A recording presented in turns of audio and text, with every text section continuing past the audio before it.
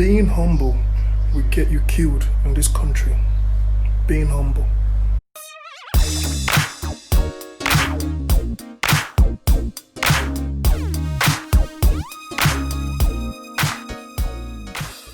change to the half-time score. Welcome to EdNosirTV. Thank you for joining me once again. I hope you watched my last video, the Q&A. So today I want to talk about my experience. Obviously, as you already know, just showing you guys the journey so far, basically, in my NYC, that's the National Youth Service Corps. Yeah. And haven't been away from Nigeria for over 12 years, I think. Yeah. And I realized that I needed to share some of my experience in Nigeria with you folks back in the diaspora. Don't get me wrong, the country is a good country. We're not racist. We don't tell people to go back to their country. We are very accommodating. We're happy people. But the problem I have in this country at the moment, or as a citizen myself, is the fact that we are so quick to talk down on individuals, on ourselves and the government. We don't appreciate what we have, and it's taking a toll on the people. I saw a video online the other day about a man that was so furious, and reason being his wife couldn't be admitted because he didn't have money, the admission money. The wife was heavily pregnant and the wife died in the car. You see, these little things are the things that hurt me in this country so far. That's my experience because I've seen it happen. I don't think Nigeria is a place where you want to be falling sick, especially in this dire situation that we are all in this coronavirus. But still, we are humans first before anything else. So I felt so let down by that video that was shared online, because that could have been me. You see, that could have been me. That could have been my wife. Now, I understand that hospitals have for the past years admitted people who turned out not to pay, and they disappear, they don't pay, and it takes a toll on the hospital. There's only so much you can do, to be honest, but it's understandable. Still, that's a new life coming into this world. I felt the hospital staff should have done a lot more better, because it was sad. The video was sad. You should go look it up. Secondly, Nigeria as a whole. Just remember, this is my experience. This is just solely my experience. This is nobody's. This is just me. Let's say Nigeria as a whole needs to do more in creating jobs. It's not so complicated. It's not complicated to create jobs. Get the industries in. Just get companies to open factories.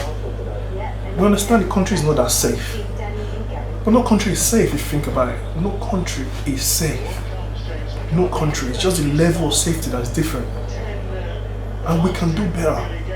We can do better. It's sad because we have people graduating every year. Every year. And we see like youths being wasted, just sitting at home, doing nothing.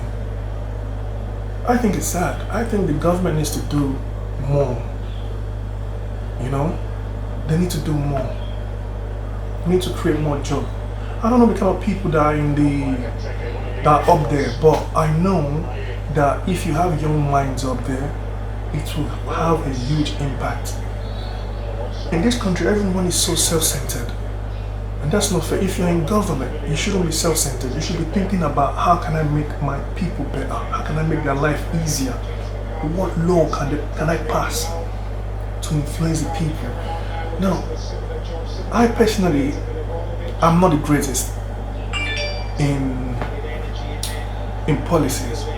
But from traveling almost halfway around the world now, and now I'm back home trying to serve my country because I love this country so much. That's what I'm serving. And I'm seeing these things that I don't even see in the diaspora. It's sad. It's sad. These are petty things. Can you imagine that my country couldn't even pay its citizens for a month just to stay at home for this coronavirus? We couldn't pay our citizens. We couldn't. Thirdly, we need to diversify our income. You see, we're also dependent on oil. What happened when oil crashed? What happened? Agriculture is getting better, but we need other means to make money. Look at the what's it called? His name I'm looking for. I can't get the name now. Tourism. That's the word I'm looking for. Tourism. It's another way. But who would come to a country whereby it's labeled as the zoo? Why would you? Nobody would come to a country like that. You see, I have noticed that in Nigeria, humility gets you nowhere. Humility, being humble, gets you nowhere in Nigeria. And it is sad. It is sad because we only respect oppression and tyranny. That is the only thing we respect in this country. And the moment you say you want to be humble, if you want to be humble in this country, I think it's the beginning of your downfall. Humility is the beginning of a man or a woman's downfall in Nigeria. The moment you begin to show sign of humility, people will walk all over you and they will look down on you.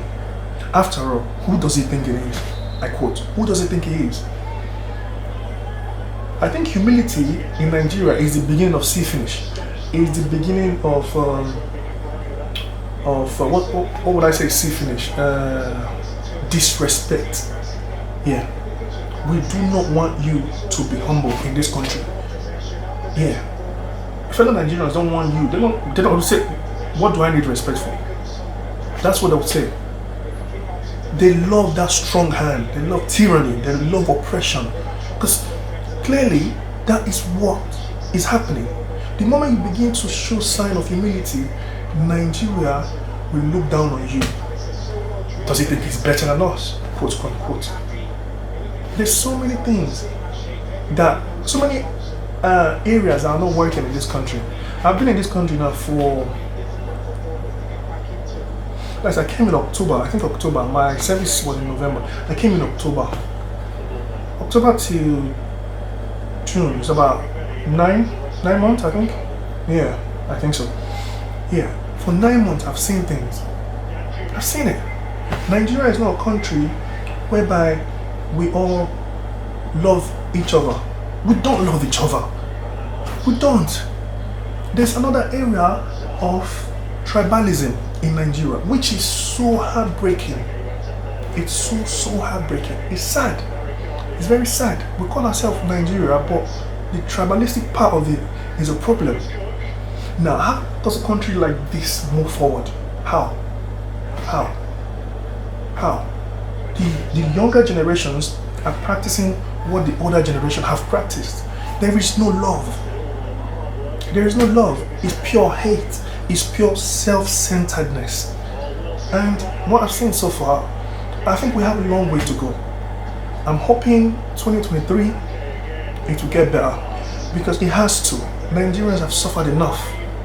We've suffered enough. I'm serving this country. I'm representing Nigeria internationally, and a lot of my friends are asking, what are you going back to Nigeria to do?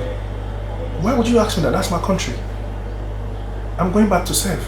Now I've seen it, I've experienced it, I've witnessed it, and I thought to myself, I understand why people are leaving this country.